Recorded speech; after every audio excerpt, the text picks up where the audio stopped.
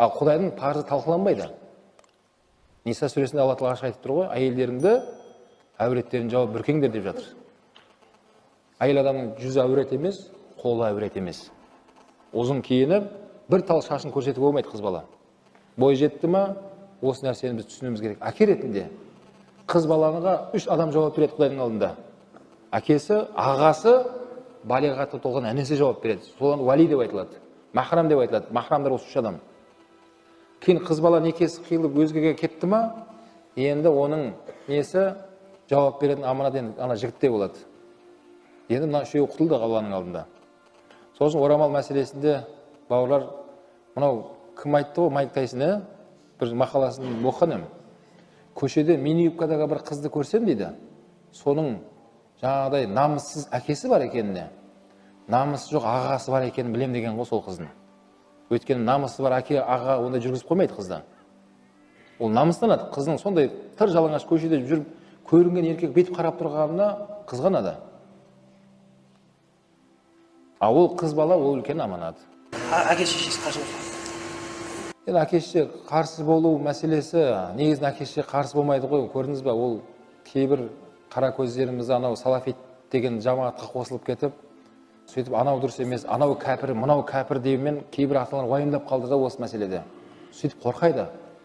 Жалпы ата-ана ретінде айтатын болсақ, біздің жалпы қазақ даласында орамал бізге бір таңсық нәрсе емес қой. Әжелеріміз кимешек киген, анау жеңгеле апаларымыз ешқайсысы жалаңаш мини юбкамен жүрмеген ешкім. Бәрі өзінің возрастына жараса киім киген бәрі.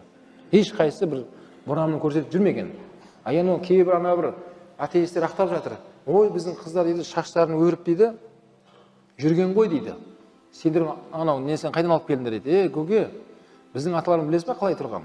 Бір атаның балалары бір ауыл болып тұрған ғой. Енді ауылдағы бәрі ағалары ғой өзінің. Ағалардың алдында қыз бала шашын жаңағыдай өріп алып жүре ма, басқа болып жүре ма, ағалары ғой. Ағасының алдында қыз балаға проблема жоқ та. Проблема өзге еркек келген кезде болады. Yani atalarımızın ауылына келетін болсақ, олар қазір біздің сияқты 44 ру бір жерде жиналып тұрмаған олар. Yani бір атаның ұрпақтары бір ауылда алып отырады өздері. Ішінде жаңа абыз ақсақалы болады. Мына ауыл бәрі рулас адамдар. Қыз алыспайды бір-бірімен. Ананың қызы, мынаның қызы, мынаның қызы, ананың қызы, анау ағасы, мынау інісі, мынау қарындас деп біледі бір-бірін. Сөйтіп айтқан, қыз бала 40 үйден 40 үй болып тиіп отырған қыздарды. Бәрі бір атаның балалары ғой бұлар. Ал ұл бала ше 30 үйден тиын деген сөз бар. Кейде жігіттер ойлайды екен де бізге воля деп. Жоқ, бізге де әңгіме бар. Ұл бала 30 үйден тиын, қыз бала 40 үйден тиын дейді. Сосын орамал мәселесі қазір біздің заманымызда кішкене бір сондай сынақтар болып тұр бауырлар. Көп дұға қылайық, бірақ себебінде жасайық. Мына осы оңтүстіктен көп естіп жатырық, Аллаға шүкір, мынау кішкене үлгі болып жатқан жағдайлар бар, қуантатын жағдайлар. Мынау ағаларымыз бірігіп, андай ақылы мектептер ашып жатыр. Ақылы мектеп. Ақылы мектеп болған кезде бірыңғай қыз балаларды қабылдап жатыр. Қыз балаларды. Анау білім министрлігі бекіткен оқулықтар оқылады ол жерде, бәрі жүйемен жүреді. Және ол жерде бірыңғай сол ұстаздарды әйел кісілер қылып алып жатыр. Болды, мектепке шейін қыз бала орамалмен келеді. Мектепке кірген кезде орамалдарын шешіп, партада шаштарын көрсетіп, сабағын оқи береді. Проблема жоқ. Бұл жерде проблема қайда болып жатыр? Ұл баламен араласқан жерде болып жатыр. Ана баланың шашын тартып ойнап жатыр. Анан бірге отырып, әңгімесін айтып тұр, бір бұрышқа барып алып, екеуі қараң жерде отырып біреу әңгімелесіп. Сол жердің бәрі дұрыс болмай жатыр да шариғатқа. Соны енді қолға қалай алу керек? Отырып алып, не істеу керек деп отыра бермейік бауырлар. Әрекет жасайық. Яғни сөйтіп бірігіп, ауыл адамдары көтеріп, сондай мектептерді соғу керек. Мектептер жетіспей жатыр қазір. Оған қазір мемлекеттерде субсидиялар бөлініп жатыр. Яғни мектептерге, частный мектептерге. Бірақ оның жүйесін жаңағыдай жасап алу керек та. Бірыңғай ұл балалардың корпусы бөлек болсын, қыз балалардың корпусы бөлек болсын. Ол қыз балалар бірыңғай әйел кісілер болғаннан кейін, оның ішінде емін-еркін шашын көрсетіп, сабағын оқи берсін. Жарайды, ақыр класста орамал тақпасын деп жатыр ғой. Жарайды, тақпай-ақ қойсын. Бірақ әңгіме былай. Партада ол жігітпен отырмасын. Қыздар болып отырсын класста бірыңғай. Оны шешуге болады ғой. Болады.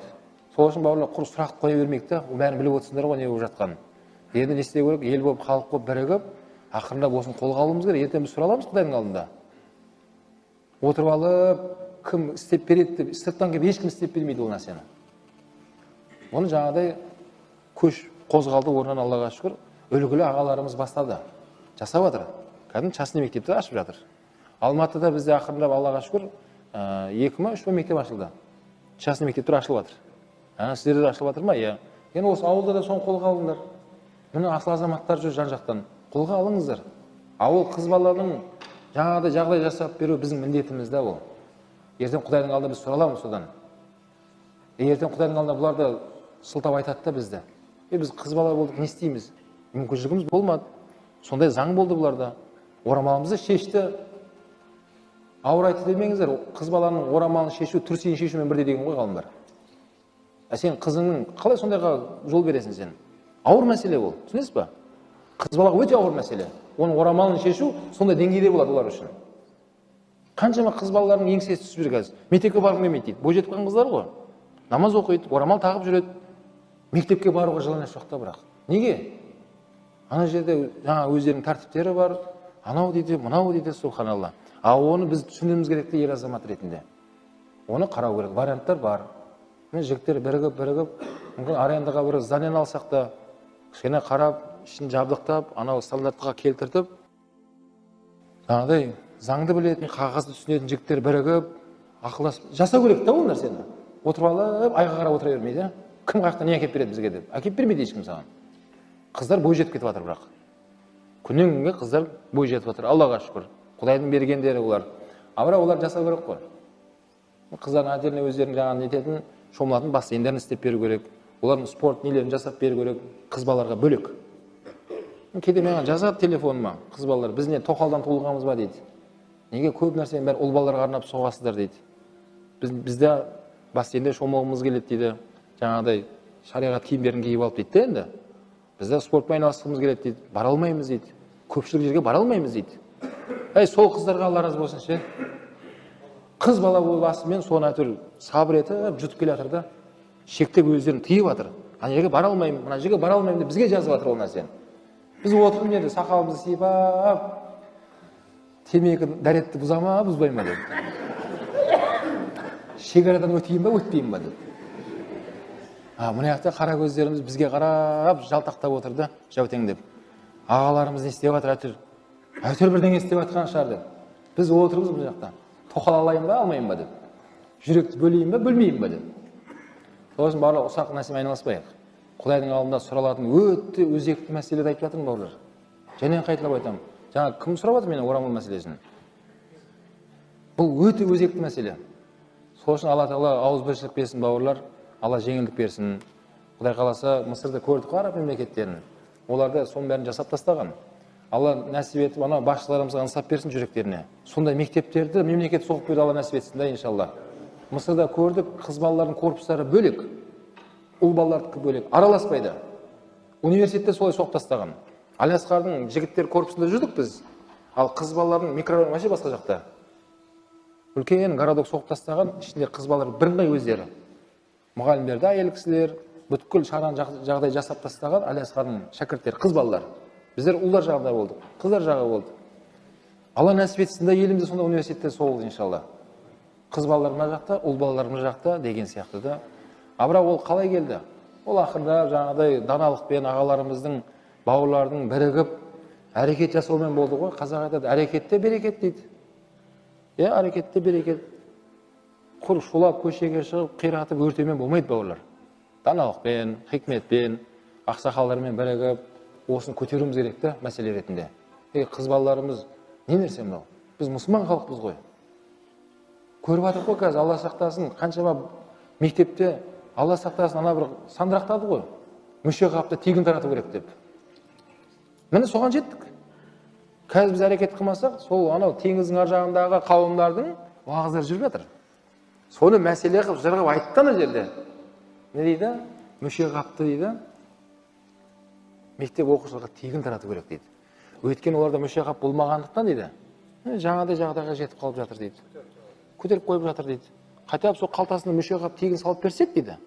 ананы істеген кезде ода тұрған не бар дейді. Ол махаббат дейді. Ол сезім. Ода тұрған не бар? Ана мүше қалыппен істесе, хотя бы не, ол көтеріп қалмайтын еді. Бұл нормальный ол, олар үшін. Ауыз білді. Шайтанның уағызы да бұл же.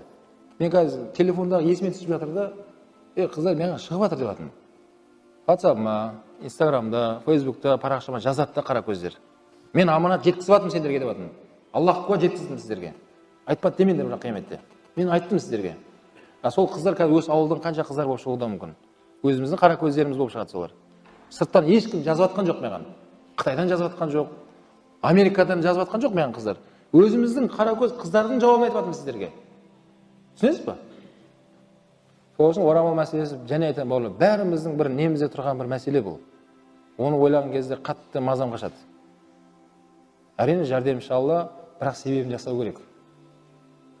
Себебін жасау керек. Адамдар бірігіп тойхана соғып тастап жатыр ғой. Ақша үшін ше, ойлашы. Не деген қазір ресторандар соғып жатыр адамдар.